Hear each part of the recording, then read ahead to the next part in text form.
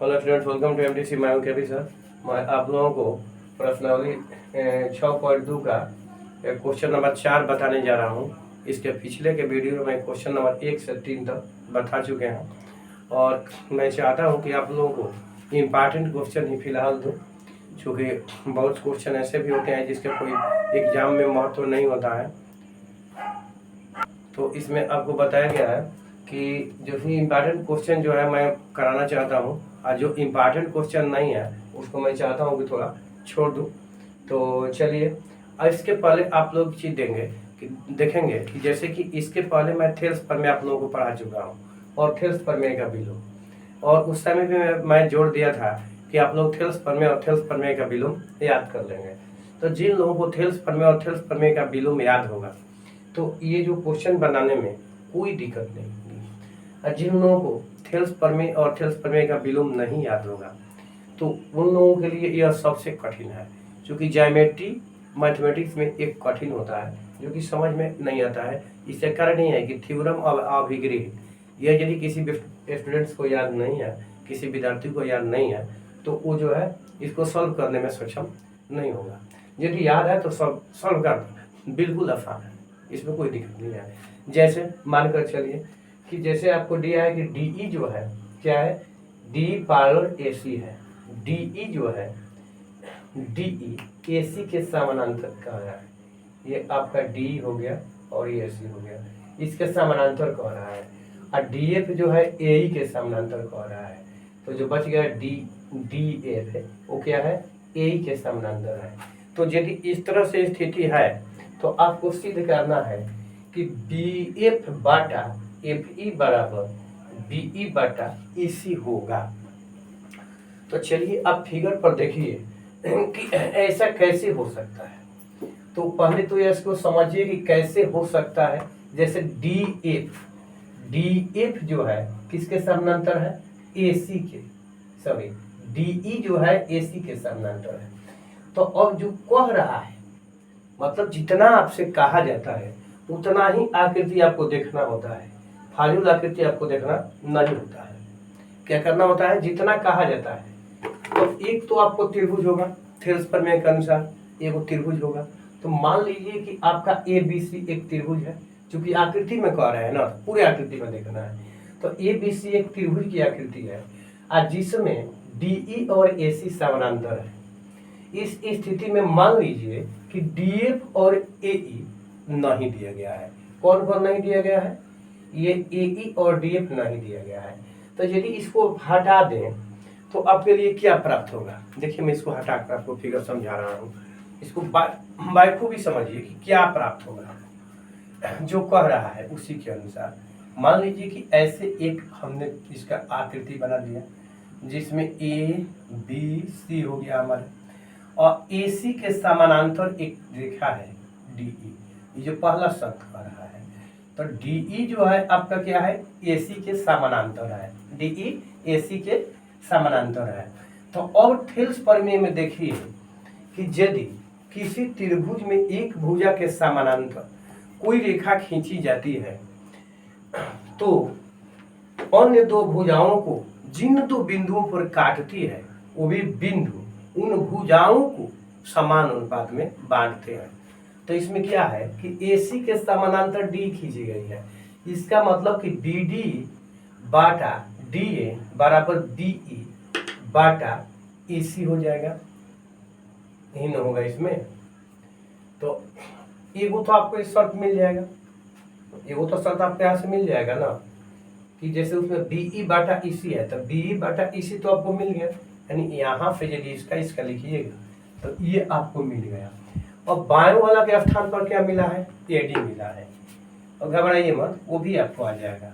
जैसे अब इसी को हटा दीजिए, माने जो अभी हमने यहाँ माना है उसको यदि हम हटा दें तो हमारा आकृति एक और प्राप्त होगा। किस तरह से प्राप्त होगा, उसको इस तरह से देखिए कि एक हमारा और आकृति प्राप्त होगा। इसको हटा देते हैं, ये हो जाएगा AE और B हो जाएगा, इसमें F हो जाएगा। तो फिर क्या है, यहाँ D हो जाएगा। अब DF जो है आपका AE के समानांतर है। तो जब ये समानांतर हो जाएगा तो थेल्स प्रमेय से ही क्या हो जाएगा, ये और ये का अनुपात जो है, देखिए ये अनुपात आपको दिया है, दोनों में सेम अनुपात हो जाएगा। अब तब बी एफ बाटा एफ आई, बी एफ बाटा एफ आई इधर वाला आ गया, इसका मतलब कि प्रूव हो गया। चलिए आप लोग क्या कीजिएगा, अब इस वीडियो को रोक करके और अपने से प्रूव करिए। क्या कीजिए, वीडियो को बंद कर दीजिए फिलहाल और अपने से प्रूव करके देखिए, मैं समझा दिया हूँ।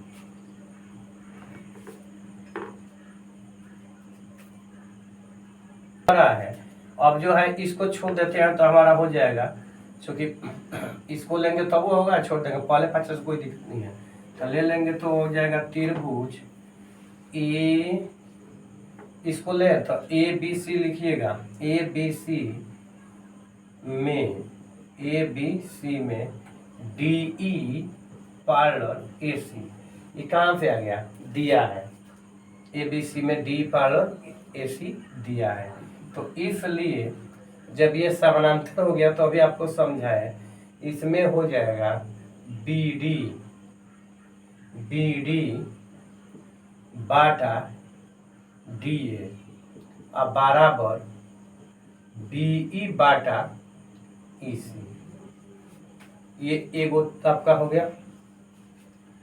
तो फिर हो जाएगा त्रिभुज, अब इसको हटा दीजिएगा तो हो जाएगा ए बी ई में, इसमें क्या है तो डी एफ पैरेलल ए ई, डी एफ पैरेलल ए, तो इसलिए अब हो जाएगा बी डी बाटा, अभी मैंने समझाया डी ए या ए डी, डी ए या ए डी, डी ए बराबर आपका कितना हो जाएगा, अब वही नीचे वाला, क्योंकि ये तो है नहीं, इसी इसमें नहीं है, इसी इसमें नहीं है, ई तक लिए है, तो हो जाएगा आपका बी एफ बाटा एफ ई, ये हो गया समीकरण सेकंड।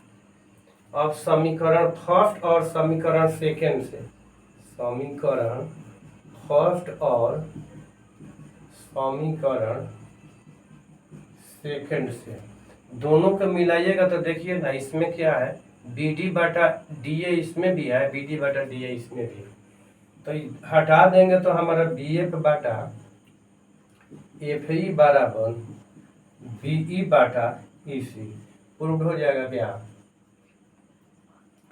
100% प्रूव हो जाएगा, कोई दिक्कत नहीं है। चलिए नेक्स्ट क्वेश्चन अब देखते हैं। देखिए आपको लिखा गया है कि ए बी सी डी एक समलंब है जिसमें A B parallel D C है तथा इसके विकर्ण परस्पर बिंदु O पर प्रतिच्छेद करते हैं, तो दर्शाइए कि AO बाटा BO बराबर CO बाटा DO है। आपको देखिए क्या दिया है, समलंब दिया गया है। तो मैं आशा करता हूं कि सभी विद्यार्थियों को समलंब का डिफिनीशन यानी परिभाषा याद होगा, नहीं भी याद होगा तो कोई बात नहीं, मैं बता रहा हूँ। वह चतुर्भुज जिसके सम्मुख भुजाओं का केवल एक युग्म समानांतर हो, वह चतुर्भुज जिसके सम्मुख भुजाओं का केवल एक युग्म समानांतर हो, समलंब कहलाता है। और बाकी युग्मों के बारे में क्या कहिएगा, बाकी युग्म असमांतर हो सकता है, कभी क्या समानांतर भी हो सकता है, लेकिन वह समलंब नहीं होगा। समलंब के लिए आवश्यक है कि सम्मुख भुजाओं का केवल एक ही युग्म समानांतर हो। तो ए बी सी डी जैसे कह रहे कि इसमें कौन समानांतर है, ए बी और डी सी। तो चलिए मैं एक समलंब बना रहा हूँ। अब इसमें कौन बड़ा है कौन छोटा है ये नहीं ना दिया है, कि ए बी बड़ा है कि सी डी बड़ा है, ये सब नहीं दिया है। तो चलिए मैं बना देता हूँ, जो समानांतर है उसको ए बी लिख देता हूँ, जो तो ए बी के समानांतर हो जाएगा मेरा सी डी, ये दोनों क्या है समानांतर है। तो एक भुजा यदि समानांतर हो, एक भुजा समूह भुजाओं का एक युग्म, एक भुजा तो होगी नहीं तो उसके साथ दो भुजा आएगा, तो समूह भुजा का एक युग्म समानांतर हो, ये एक युग्म समानांतर हो गया। अब कह रहा है कि इसके विकर्ण परस्पर बिंदु O पर प्रतिच्छेद करते हैं, तो सम्मुख शीर्ष को मिलाने से विकर्ण प्राप्त होता है। क्या होता है, सम्मुख शीर्ष को मिलाइएगा तो आपको विकर्ण मिलेगा। तो चूंकि इसमें कई गो सम्मुख शीर्ष है, सम्मुख शीर्ष का दो युग्म है, तो इसमें मतलब कि दो विकर्ण होगा, तो इस तरह से इसके दो विकर्ण होगा। ये दोनों विकर्ण एक दूसरे को कहाँ काटता है? मान लीजिए दोनों विकर्ण एक दूसरे को, देखिए इसमें क्या है, समूह भुजाओं का मैंने जो मिला दिया। अब इसको क्या कीजिएगा कि एक समानांतर खींच दीजिएगा। मान लीजिए मैंने क्या पी लिख दिया, ओपी पैरेलल ए बी खींच दिया, तो यह हमारा क्या हो जाएगा, बनावट हो जाएगा। ओपी पैरेलल मान लीजिए कि हमारा क्या हो जाएगा, बनावट हो जाएगा। तो इसमें बनावट जो है, बनावट ये आप लिखिएगा, और कुछ तो सब दिया हुआ है, तो बनावट में हो जाएगा ओपी पैरेलल ए बी खींचा,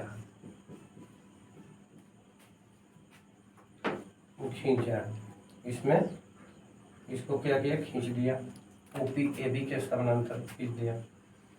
अब जब समानांतर खींच दिया तो ध्यान दीजिएगा, परिमाण में आपका क्या हो जाएगा, परिमाण हो जाएगा त्रिभुज ए बी डी में, ए बी डी में क्या होगा, ए बी डी में ओपी पैरेलल ए बी, इसमें ओपी जो है ए बी के समानांतर हो जाएगा।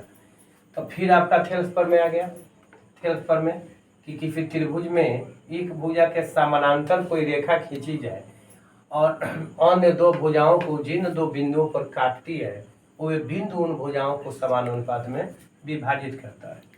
तो इस तरह से हो गया हमारा डीपी बाटा कितना, एपी, डीपी बाटा एपी बराबर डीओ बाटा ओबी।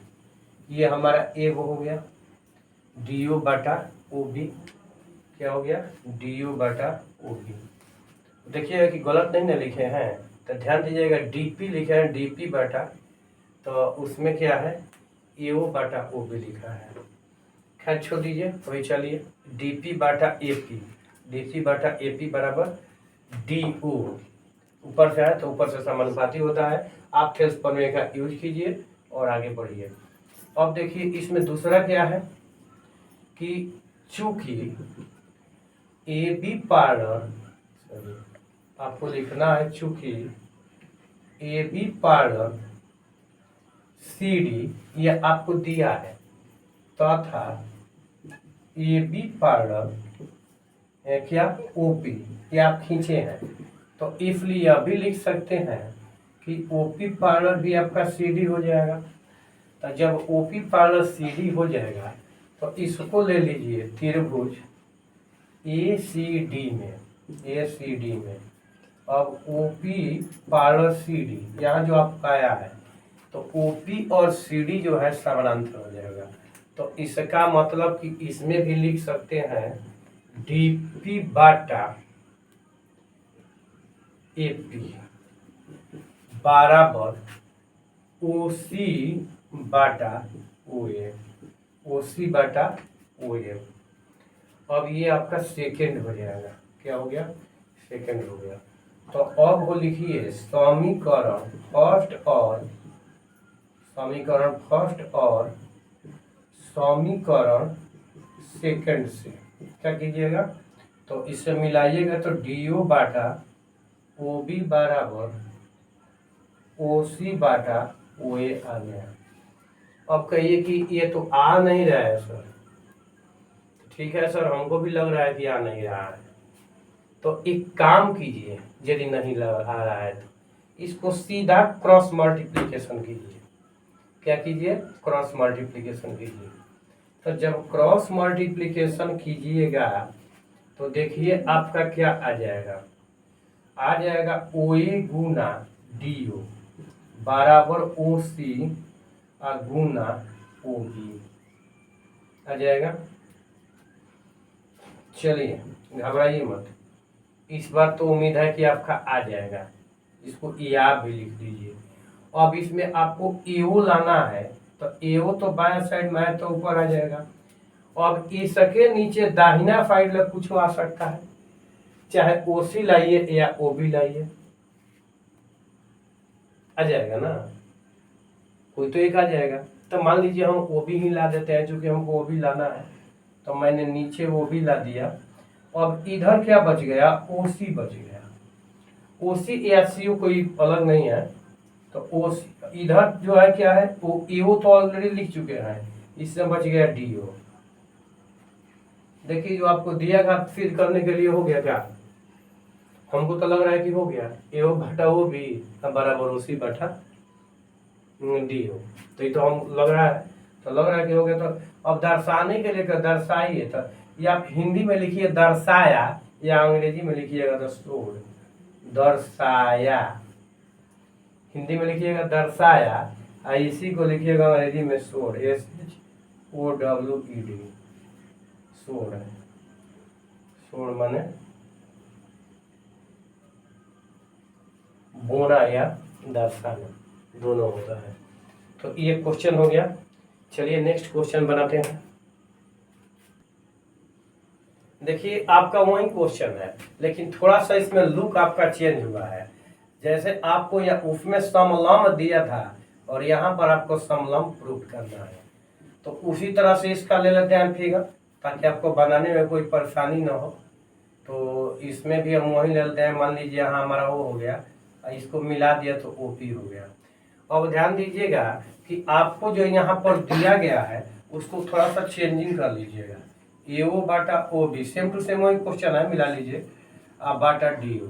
अब इसमें चेंजिंग करना है, तो जैसे कि मैंने अभी इसके पहले आपको चेंजिंग कराया था ना, तो ये AO बाटा OC हो, AO बाटा OC आपका हो जाएगा या CO हो जाएगा।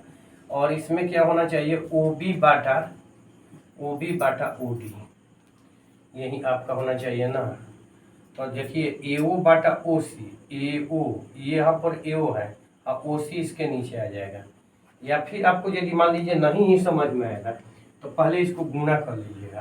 क्या कीजिएगा, गुना कर लीजिएगा। तो हो जाएगा आपका AO गुना DO बराबर OB गुना CO।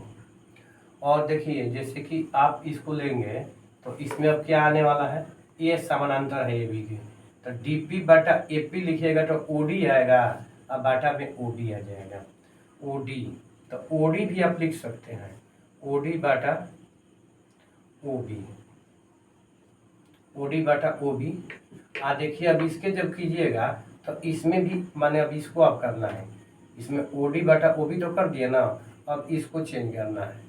तो इसको जब कीजिएगा तो OD तो आपका नीचे यहाँ पर ऊपर आया है और OB नीचे आया है, तो इस वाला किधर है, अब इधर से एक ऊपर आएगा तो OB तो आ गया, तो OC बचेगा आपका, आ जाएगा OC अब बाटा। अब इसमें क्या है, AO बचा है, तो इसमें आ जाएगा AO। तो आपका अब इस तरह से प्रूव कर सकते हैं। जैसे कि मान लीजिए क्या लीजिएगा त्रिभुज ABC में, तो त्रिभुज ABC में क्या हो जाएगा, सॉरी त्रिभुज ABD में आपका क्या हो जाएगा, OP पैरेलल AB। तो यदि ये है तो आप लिख सकते हैं कि DP बाटा PA बराबर में OP। तो DP बाटा, जैसे DP बाटा PA लिखे हैं तो यहाँ हो जाएगा DO बाटा OB। ये आपका फर्स्ट हो गया। चलिए, और इसी तरह से अब आप लिख सकते हैं कि चूंकि AB पैरेलल, इसमें बनावट लिख दीजिएगा, बनावट आप लिख दीजिएगा, बनावट। इसमें भी OP पैरेलल AB खींचा, इसको खींचा। अब चलिए AB जो है आपका, AB पैरेलल OP अर्थात था AB पैरेलल, सॉरी नहीं है, ये पैरेलल आपको नहीं है, इसमें एक ही खींचे हुए हैं ना। तो ये तो OB के पैरेलल खींचा तो आपका इस तरह से हो गया। चलिए इसमें अब क्या हो जाएगा, एक चीज, अब इसके बाद में देखिए इसी को जो दिया है इसमें से फर्स्ट मान लीजिए, इसको सेकंड मान लीजिए, तो समीकरण फर्स्ट और समीकरण सेकंड से। अब इसमें क्या हो जाएगा कि DP पैरेलल DP बाटा PA बराबर, अब OD बाटा इसके बदला में लिख सकते हैं OC बाटा AO। अब OC बाटा AO और DP बाटा PA, ध्यान दीजिएगा DP बाटा PA और ओसी बटा ओए, तो थेल्स परमे के विलोम से ओपी पार्लर डीसी हो जाएगा। कहाँ से होगा? थेल्स परमे के विलोम से, थेल्स परमे के विलोम से, थेल्स परमे के विलोम से आपका हो गया। तो ध्यान दीजिएगा, एक तो यहाँ बनावट लिखा है कि ओपी पार्लर ए बी, तो अब यहाँ लिख दीजिए अब ओपी पार्लर ए बी, तथा यहाँ पर हो गया ओपी पार्लर डीसी, और दोनों को मिलाइएगा तो क्या हो गया? A B parallel DC. तो ए बी पार्लर डीसी यानी समूह भुजाओं का एक जगह समानांतर हो गया।